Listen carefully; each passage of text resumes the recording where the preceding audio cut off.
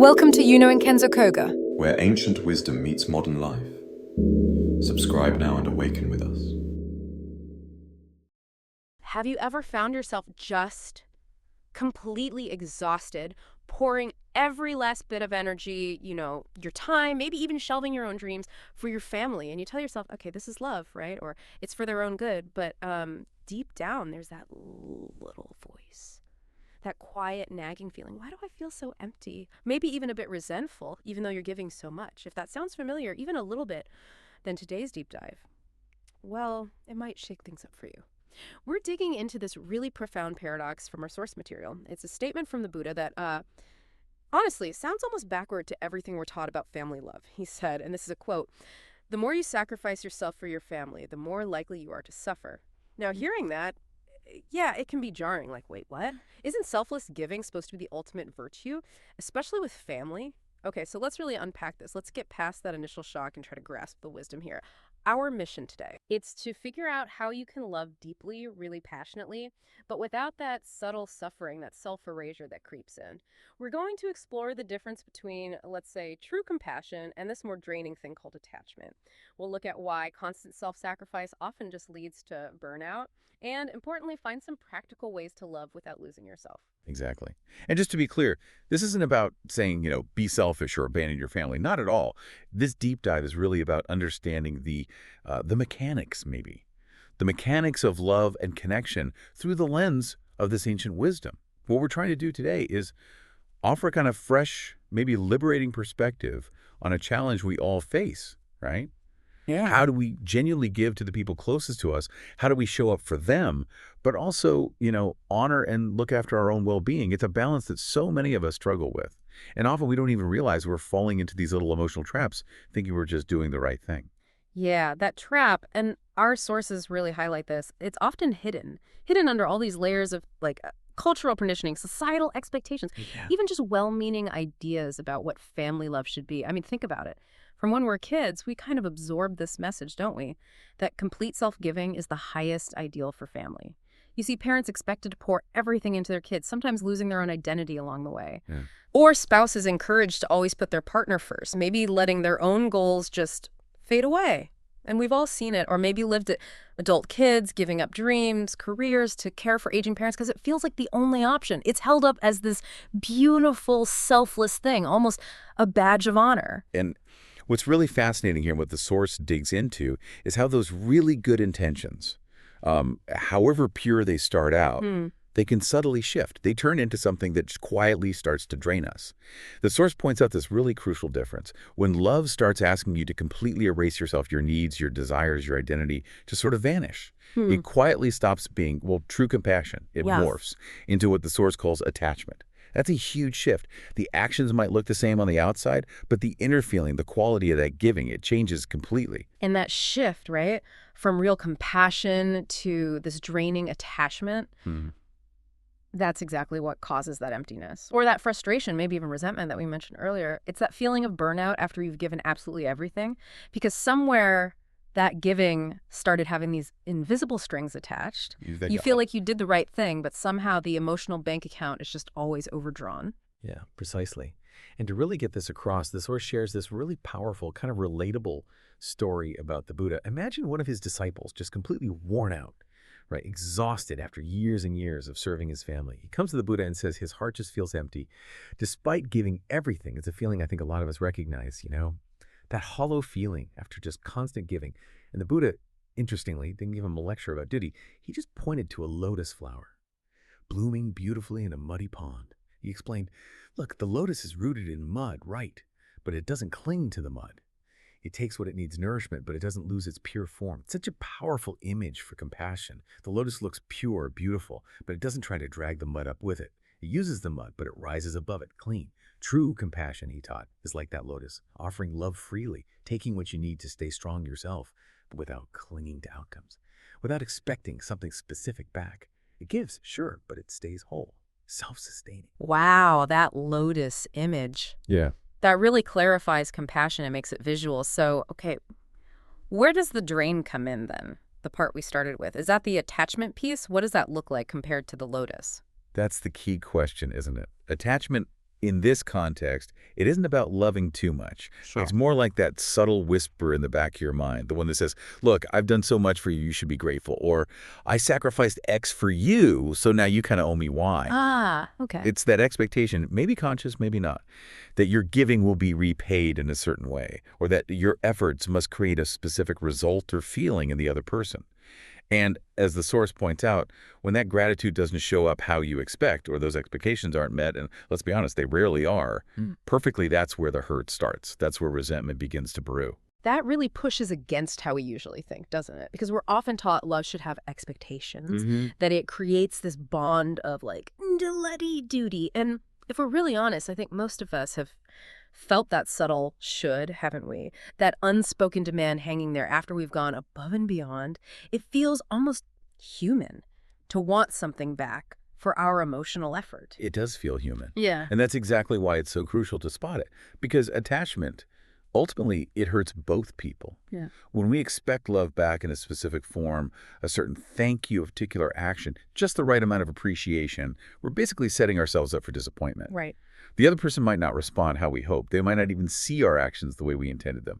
And that gap, that space between our expectation and what actually happens, that's where resentment just takes root and grows. Yeah. Our minds are kind of wired for reciprocity, psychologically speaking. When it's not met, even subtly, it can feel unfair. And that leads to burnout. But it doesn't just hurt us.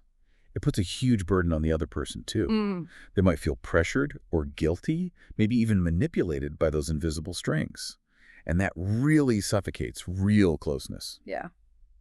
So it begs the question, really, are we truly giving if our giving has conditions, even unspoken ones, Yeah. if it comes with those invisible strings attached? Wow. That is a game-changing question. It completely flips the script on what giving even means. Yeah. So how do we shift? How do we move from that draining attachment to liberating compassion? Like the lotus, what did this ancient wisdom actually tell us to do to turn that emptiness into genuine fulfillment, not just for us, but for the whole family dynamic? This is where it gets really interesting because the Buddha apparently gave 3 really simple but profound guidelines for finding that balance-freeing kind of love. And they're not just ideas. They sound really practical. Absolutely. They are very practical. The first key is care for yourself first. Yeah. Now, that sounds almost selfish, right? When we're talking about loving others, especially family. But the metaphor is spot on. You can't pour from an empty cup. Think about it. The parent who's always burnt out, running on empty, snapping at the kids because they haven't taken care of themselves, they're not giving their best self, not their most patient, loving self. Sure. Or the partner who sacrifices all their own passions. Eventually, resentment builds, and it poisons the very relationship they were trying to nurture. This isn't selfish advice. It's about sustainable generosity. Having a peaceful, full heart yourself is the bedrock. It's the foundation for offering that same peace and genuine love to others. It's about refilling your own well, recognizing your well-being is the source of your love. Okay, the second guideline, support independence, not dependence. This one can be tough, especially for parents, I think, because it often feels faster, easier just to do things for our loved ones. Oh, definitely. But instead of doing everything for them, which actually can make them weaker, more dependent in the long run, the wisdom is to help them build their own strength. It's that classic idea. Teach them to fish. Don't just give them the fish. Applied to relationships. For kids, maybe it means stepping back, letting them struggle a bit with a new skill instead of jumping in. For a partner, maybe offering support, but letting them solve their own problem. For adult children caring for parents, it could mean empowering them to stay as independent as possible, not stripping away their agency just because you're caring for them. You empower them, guide them, support their growth. Instead of making them totally reliant on you, that builds their capability, their self-reliance. And that is a truly loving act that respects them as individuals. And the third key principle, let go of the outcome. This might be the most liberating one. Your role, essentially, is to give with sincerity, with a full heart, but without expecting anything specific back. No strings attached to how it's received or what happens next. Okay, explain that a bit more. Like, imagine you bake a cake for your child. Compassion is the joy of baking it, sharing it. Attachment is if you're then like silently fuming because they only ate a tiny piece or didn't say thank you enough or didn't eat it exactly how you pictured. Got it. The insight is, your gift, your love, is complete when you give it. How they receive it, react to it, what they do with it. Yeah. That's their freedom, not your control. Connecting it bigger picture. It's about respecting everyone's autonomy, yours and theirs. Your job is the giving. Their job is the receiving and responding. This frees you from that whole cycle of disappointment and resentment, and it frees them from the weight of your unspoken expectations. These 3 keys: care for yourself, foster independence, let go of outcomes. Wow. They directly tackle that core problem we started with, right?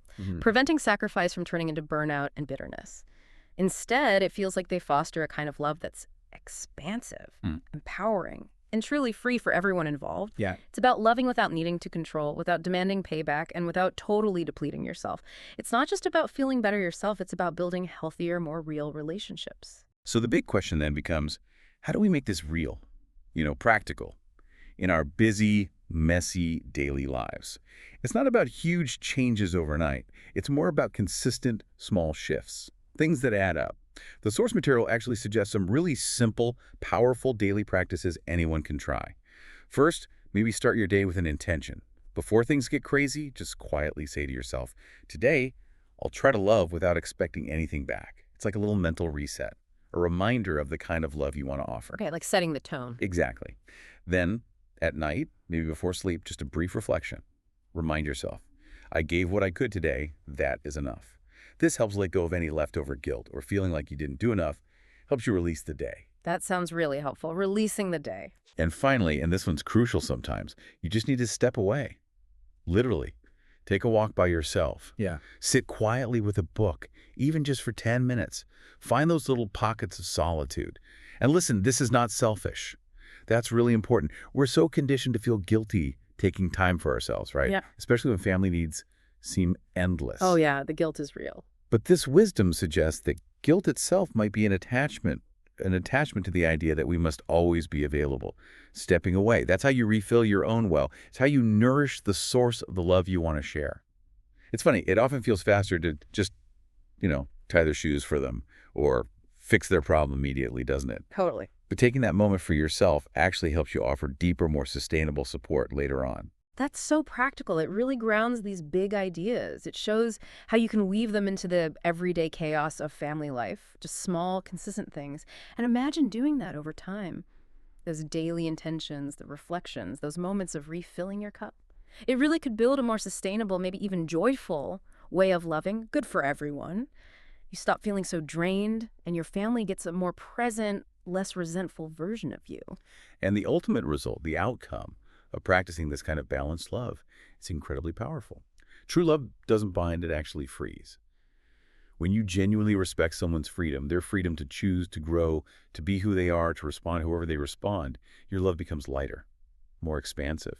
And ironically, the relationship often gets deeper. You can feel incredibly close to someone even if you live miles apart or your lives go in different directions because the connection isn't built on control or neediness. It's built on just appreciating them as they are, independent of what you do or want for them. That's such a contrast to what the source also mentioned. You could share the same house, but if the love is tangled up with control, with those subtle demands, true closeness just evaporates.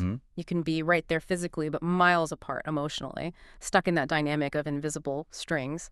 So what does all this mean for your relationships right now? So maybe here's the invitation for you listening, drawing straight from this wisdom we've talked about. Try loving your family with an open hand, not a clenched fist. Keep your own heart full without emptying yourself completely. Remember that lotus. Rooted in the mud, yeah, but not clinging to it. Taking what it needs so it can bloom. Because really, the greatest gift you can offer your loved ones isn't a depleted, resentful you. It's the example of a life lived with balance, with freedom, and ideally with joy. When love comes from that place, from a full, free heart, it truly nourishes everyone it touches.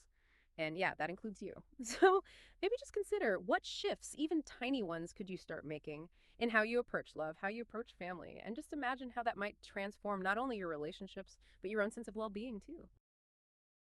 Thanks for watching the Yuno and Kenzo Koga channel. If this video sparked something within you, feel free to like, leave a comment, and subscribe for more insights bridging Eastern wisdom and modern life.